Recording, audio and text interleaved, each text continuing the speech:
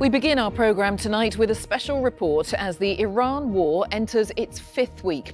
The United States has carried out more than 10,000 strikes on the country. Israel has conducted thousands as well. Iran has responded with multiple missile and drone attacks on neighbouring countries. The Israeli Air Force has dropped more than 3,500 bombs on Tehran, hitting dozens of police stations and bases used by Iran's militia, according to data examined by the BBC. Many of those are in residential areas. The BBC has gained rare access inside Tehran. This report from Nawal Al-Maghafi. Amongst the rubble, a mother in agony. For 3 days, she's been waiting for news of her daughter. She's scared of the dark, she cries. These rescue efforts are too late. 3 days ago, this neighborhood of Resalat, eastern Tehran, was attacked by Israeli forces. They told the BBC they were targeting a besieged compound, a militia that's part of the Revolutionary Guard. We've confirmed this building was indeed used by the besieged, but that day 3 other residential buildings were also struck in quick succession. On satellite imagery taken a few days after the strike, we clearly see that all 4 have been obliterated.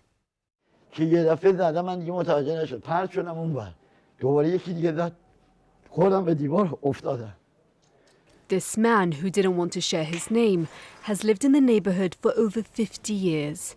His home was badly damaged. Our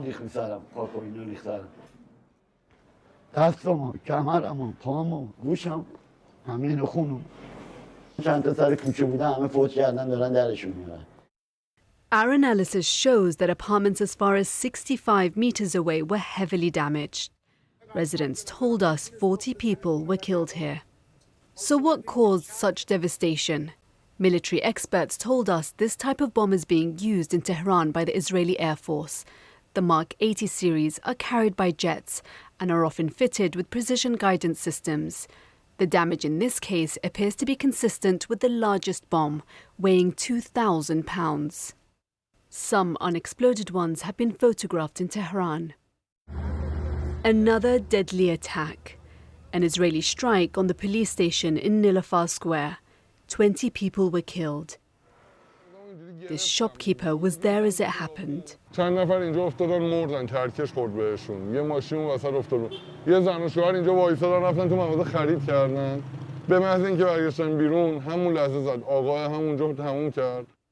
a satellite picture of the area taken after the strike, we've been able to map out the extent of the damage to the surrounding area.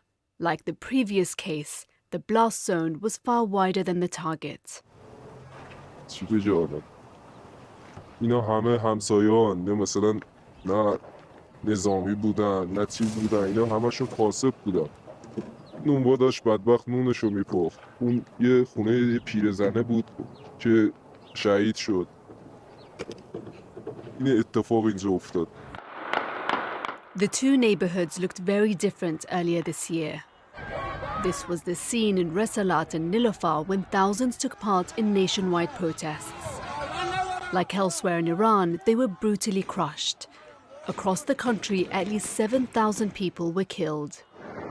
The US and Israel say by targeting police and besieged bases, they're preparing the ground for the Iranian people to overthrow the government.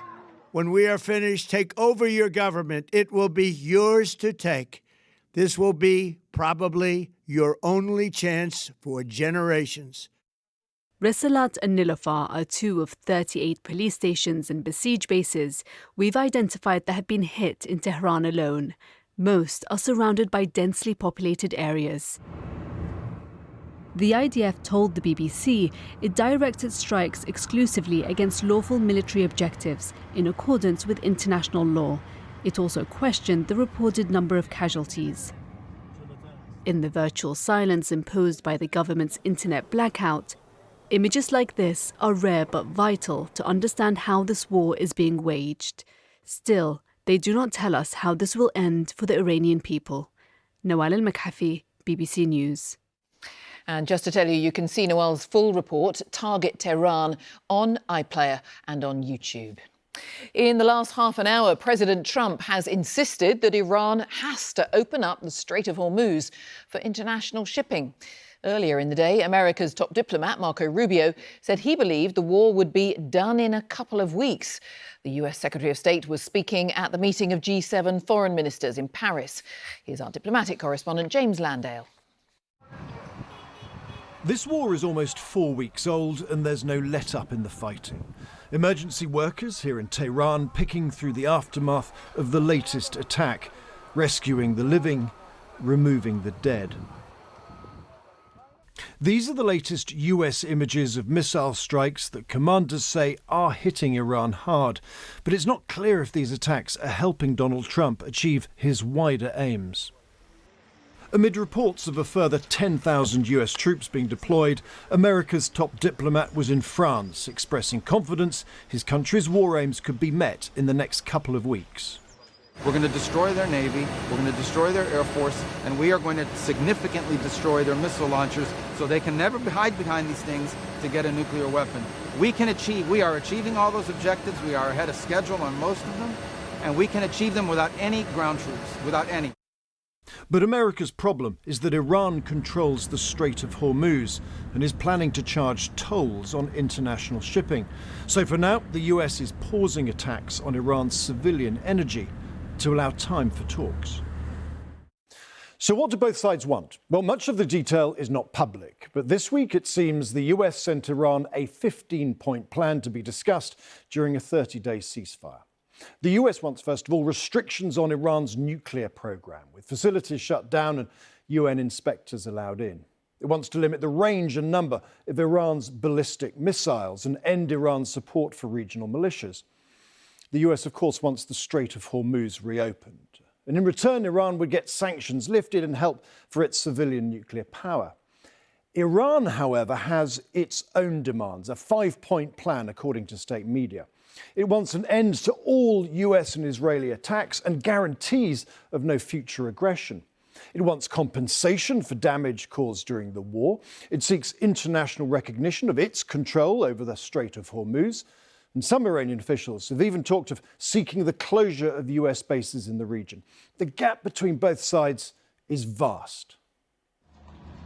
And remember, there's a third country in this war with its own agenda, Israel. And it sent troops into Lebanon to attack Hezbollah fighters.